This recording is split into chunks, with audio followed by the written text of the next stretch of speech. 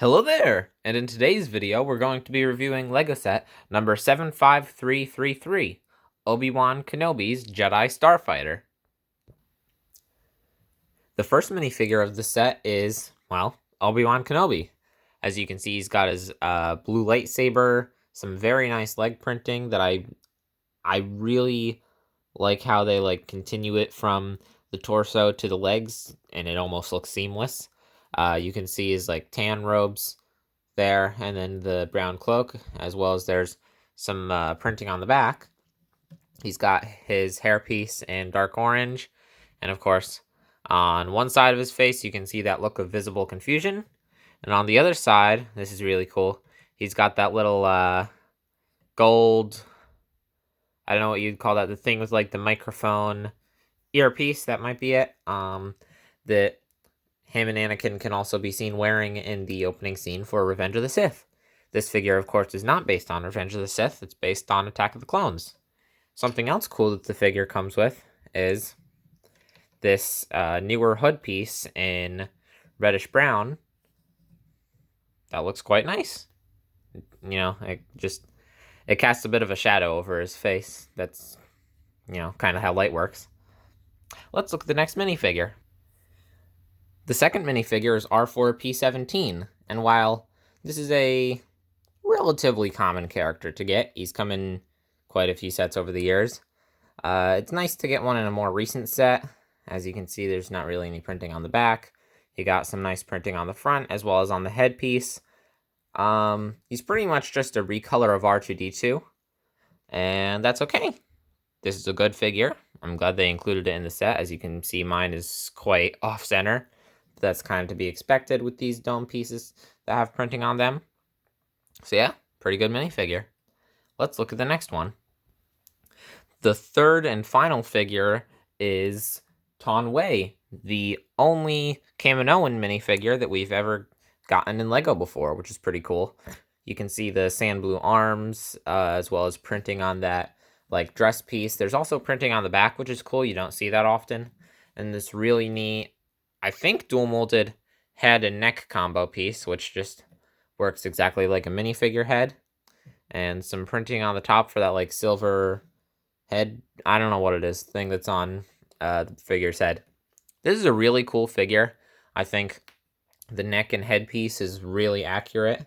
And now, if you want to, you could make a custom figure of that one Jedi whose name I forget. I think it's Yariel Poof or something like that. I'm probably not pronouncing that correctly, but it's the dude that's I assume he's a Kaminoan, I don't know.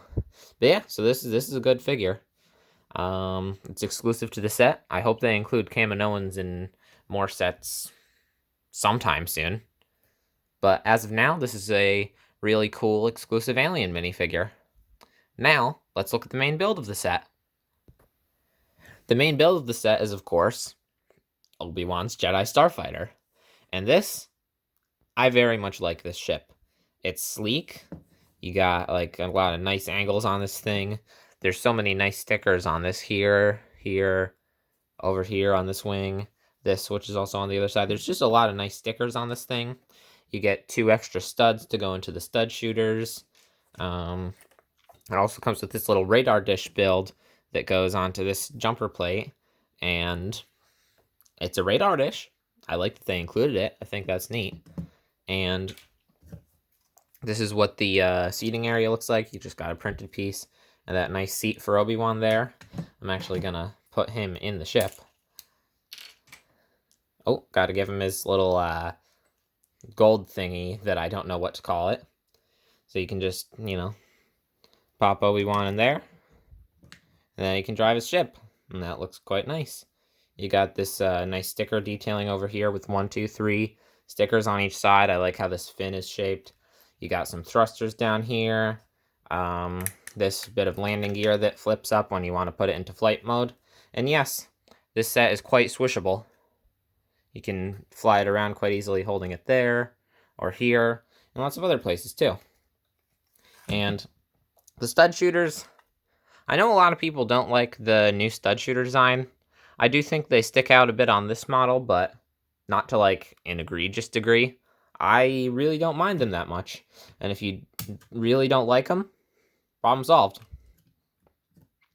Another cool thing is that on the bottom here, there's this clip which can hold Obi-Wan's lightsaber. That's quite neat. I always like that one when they include that in sets. And this 2x2 twirly thingy, what that's for is you can take the head of R4 and put it there, which is really cool.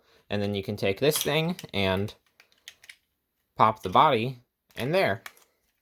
I very much like that detail of this set, that they included that. And I think there's a lot of other ships that can use that.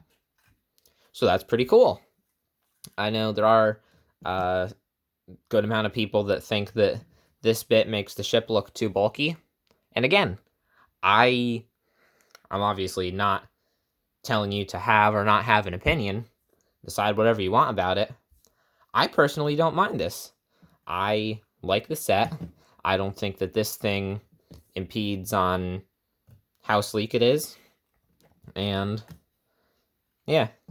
I also really like the color scheme of this ship. You got the white, the maroon, and a tad bit of lime green. I think that's really neat. I think Obi-Wan's Jedi Starfighter from Revenge of the Sith, well, I do quite like that ship. I don't know. I would have liked if they carried over a little bit of that lime green. Please make more Jedi Starfighters, Lego. I really like this ship.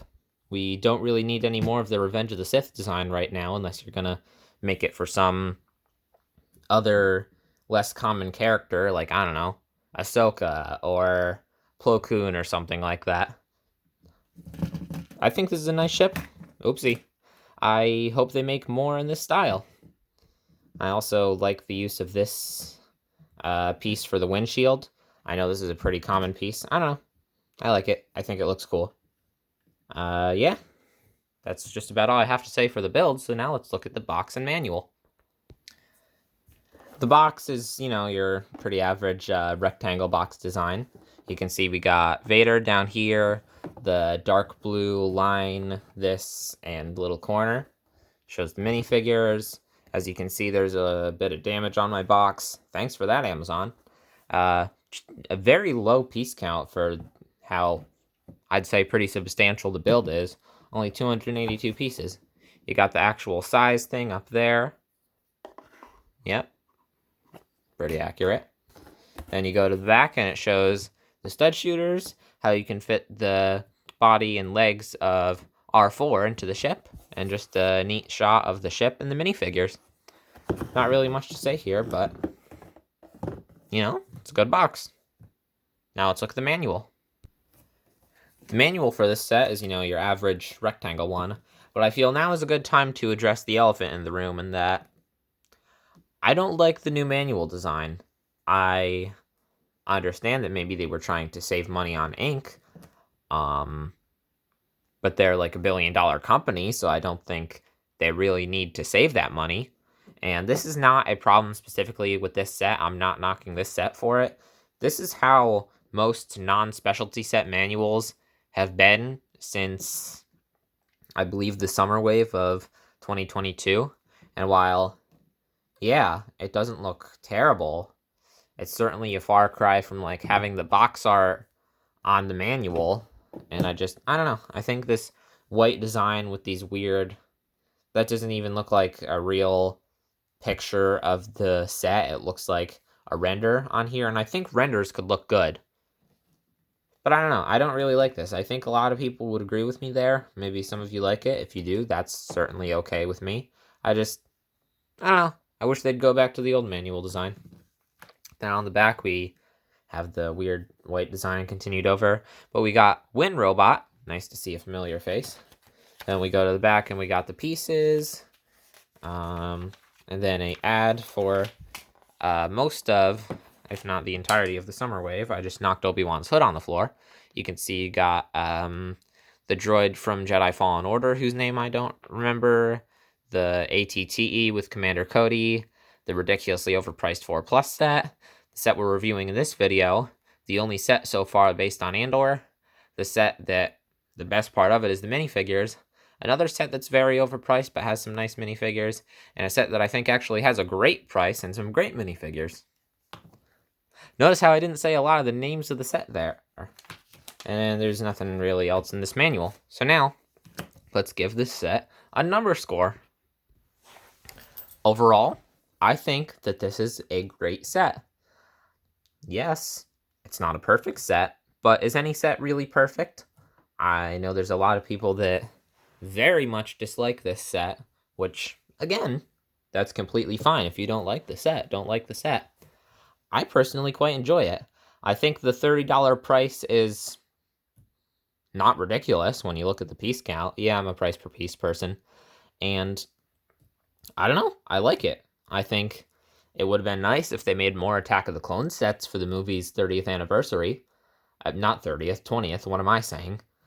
Because I saw that there was only one Attack of the Clones set scheduled for the 2022 Summer Wave, and I thought, really? Perhaps the archives were incomplete. But that's not a fault of this set. This is a great set, and I'm glad that we at least got something for the 20th anniversary of Attack of the Clones. So, like I said, great set, great minifigures. Not terrible price considering it came out in the first wave of the price increase. So yeah, I think this is easily a high 7 out of 10 on the number scale. But that's all for today's video. If you enjoyed it, please leave a like and subscribe. That's all for now. Goodbye.